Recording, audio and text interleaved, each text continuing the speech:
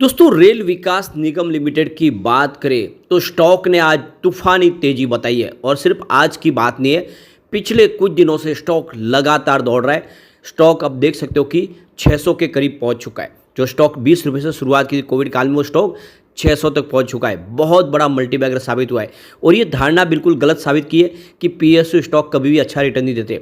ये तो प्राइवेट बड़े सेक्टर के बड़े बड़े शेयरों को पीछे छोड़ के इस बार पीएसयू स्टॉक ने लोगों को बहुत ज़बरदस्त रिटर्न दिया और ये बात मैंने आपको लगातार बताई कि ये स्टॉक आने वाले समय कमाल कर सकते हैं और ये 4 डिजिट में भी जा सकते हैं। तो यहाँ पे कुछ नए टारगेट भी निकल के आ रहे हैं जिसको इस वीडियो के माध्यम से डिस्कस करेंगे। और ये जो तेजी बने इसके पीछे वजह क्या है? क्या बजट के बाद भी ये तेजी जारी रहेगी या फिर बजट के पहले ही हमें प्रॉफिट बुक कर लेना चाहिए? क्योंकि पिछली बार बजट के बाद स्टॉक के अंदर फिर ठहराव सा आ गया था, लेकिन लॉन्ग टर्म के इन्वेस्टरों ने तो काफ़ी बड़ा पैसा कमाया इसमें। आगे की क्या संभावना उसको समझेंगे इस वीडियो के माध्यम से। लेकिन फ्रेंड, उससे पहले अगर आप पहली बार हमारे चैनल पे आए तो चैनल को सब्सक्राइब कर दीजिए, एक बेल आइकॉन दबा दीजिए ताकि जब भी नया वीडियो बने पहला नोटिफिकेशन आपको मिले। वीडियो पसंद आए तो लाइक से जरूर कीजिए। चलो फ्रेंड्स, वीडियो स्टार्ट करते हैं। मैं हूँ आपका दोस्त SB दवे और हमारे अपने चैनल ऑनलाइन कमाई में आपका बहुत बहुत स्वागत है। तो सबसे पहले आज के कारोबार की बात कर ले तो स्टॉक की शुरुआत पॉजिटिव हुई 508 पर, क्लोजिंग थी फ्राइडे की 491 के आसपास। इंट्राडे में 508 का ही लो है और यहाँ से एक तरफा दौड़ लगाई 578 तक दौड़ चुका है स्टॉक। काफ़ी ज़बरदस्त तेज़ी के साथ भागा और अंत में जो क्लोजिंग है वो 567 के आसपास, जहाँ पे 15.57% की ज़बरदस्त तेज़ी देखने को मिली। यानी स्टॉक रॉकेट की गति से दौड़ रहा है। अब आपको ये ध्यान होना चाहिए कि 2020 में कोविड काल में स्टॉक 18-19 रुपये के आसपास था। जो स्टॉक 20 रुपये से भी कम था वो देख सकते हो कि इस समय 600 तक पहुंचता हुआ दिखाई दे रहा है। जो रिटर्न है वो करीब 2000% से ज़्यादा का है। यानी लोग इसमें मल्टीबैगर रिटर्न पाके मालामाल हो चुके हैं। पिछले एक साल की बात करें, स्टॉक ने 364% का ज़बरदस्त रिटर्न दिया है। 122 के आसपास स्टॉक था साल भर पहले। यहाँ पे अगर हम बात करें 6 मंथ के रिटर्न की तो 211% का बम्पर रिटर्न दिया है। 182 का जो स्टॉक था वो 567 तक पहुंच चुका है। पिछले एक महीने में ही देखें तो 51% का शानदार रिटर्न दिया स्टॉक ने। और अब देख सकते हो कि पिछले 5 दिनों में 37% दौड़ चुका है। 413 के आसपास जो स्टॉक था वो देख सकते हो कि आज 580 तक पहुंचा। अब आप ये देख सकते हो कि इसने बिल्कुल एक फ्रेश हाई बना के एक नया इतिहास रचा है। लाइफ की सबसे बड़ी हाई 578 की। 52 वीक का जो लो था वो 117 के आसपास था और ऑल टाइम लो रेंज इसकी 10 रुपये की थी। तो ये क्लियरली देख सकते हो ये स्टॉक बहुत बड़ा मल्टीबैगर साबित है और वॉल्यूम ज़बरदस्त बढ़ने लगा है। पिछले एक महीने पहले इसका 4 करोड़ का वॉल्यूम था, 90 लाख की डिलीवरी उठाई गई। 1 वीक पहले 8 करोड़ का वॉल्यूम हुआ, 1 करोड़ की डिलीवरी उठाई गई थी। और फ्राइडे को 19 करोड़ का वॉल्यूम हुआ, 2 करोड़ की डिलीवरी उठाई गई थी। और आज भी देखें तो 19 करोड़ का ज़बरदस्त वॉल्यूम, यानी ज़बरदस्त वॉल्यूम में वृद्धि हुई है। और ये देख सकते हो कि ये जो आज 15% की शानदार तेज़ी बनी और जो रिकॉर्ड इसने एक नया हाई बनाया, इसके पीछे जो सबसे बड़ी वजह ब्लॉक डील। बहुत सारी आज ब्लॉक डील हुई है और किसी बड़े फंड हाउस ने जम के खरीदारी की है। इस लेवल पे भी स्टॉक में जिस तरह से खरीदारी हो रही है वो इशारा है कि यहाँ पे स्टॉक भी फिलहाल रुकने को तैयार नहीं है। तो रेलवे के शेयरों में जो तेज़ी बनी इसके पीछे सबसे जो बड़ी बात है कि अभी रिसेंटली ही देखें 2 दिन पहले मिनिस्ट्री ऑफ रेलवे की तरफ से जो प्लान बनाया गया है कि करीब 10,000 नॉन AC कोचेज़ बनाए जाएंगे फाइनेंशियल 2024-25 के दरमियान और 2025-26 के दरमियान। तो 2 साल के अंदर कम से कम 10,000 नॉन AC कोच बनाए जाएंगे। यानी जनरल पब्लिक के लिए कोच का निर्माण किया जाएगा। यानी बहुत सारी नई ट्रेनें शुरू करने की यहाँ पे सरकार ने संभावनाओं को तलाशा है और इसने एक पूरा माहौल पॉजिटिव बनाया। इसके अलावा मिनिस्ट्री ऑफ रेलवे की तरफ से करीब 4,485 नॉन AC कोचेज़ जो बनाने का जो इन्होंने बीड़ा उठाया वो 2024-25 के अंदर और 5,444 कोच है वो 2025-26 के दरमियान बनाए जाएंगे।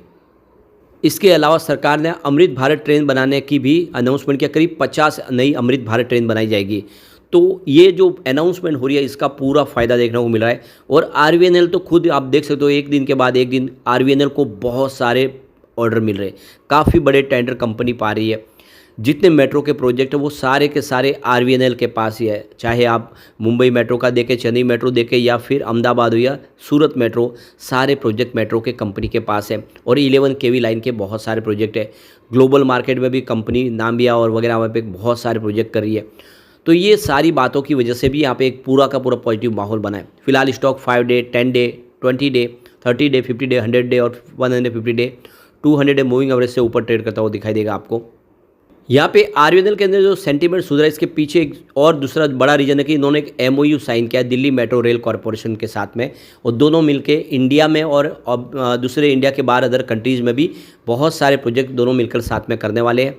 तो इसका भी यहाँ पे पॉजिटिव असर देखने को मिला है, यानी आप देख सकते हो कि आने वाले समय कंपनी अपना पोर्टफोलियो और तेज़ी से बढ़ाती हुई दिखाई देंगी।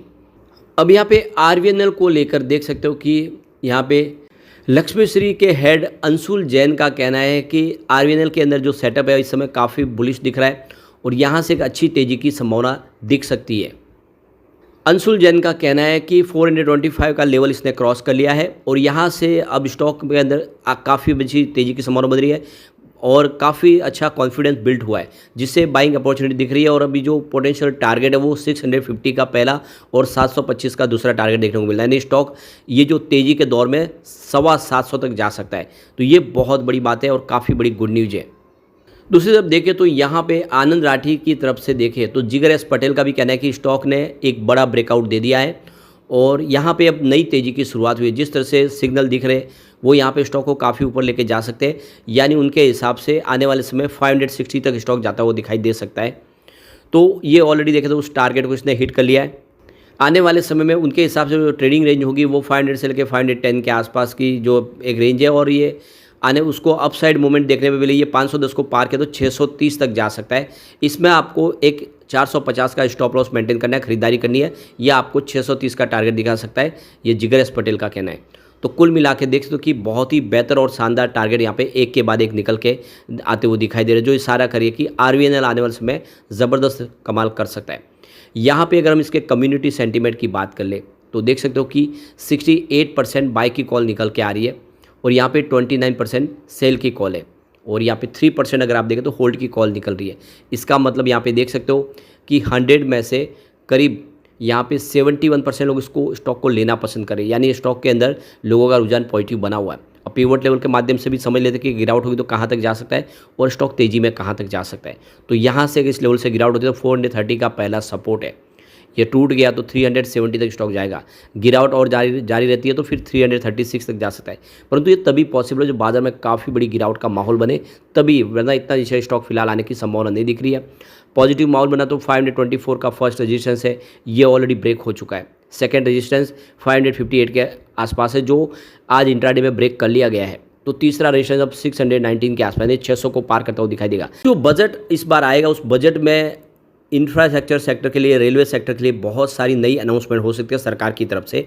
सरकार रेलवे सेक्टर के लिए कुछ और अपनी तरफ से राहत दे सकती है, कैपेक्स बढ़ा सकती है, तो इसका फ़ायदा बिल्कुल आरवीएनएल को होगा, तो दाव लगाना चाहिए। लेकिन फ्रेंड, कोई भी इन्वेस्टमेंट करने से पहले अपने फाइनेंशियल एडवाइजर्स बड़े ले ले या अपना खुद का रिसर्च करें, क्योंकि मैंने वीडियो आपके एजुकेशनल पर्पज़ के लिए ही बनाया। वीडियो पसंद आए तो लाइक से जरूर कीजिए और चैनल को सब्सक्राइब कर दीजिए। Thank you friends.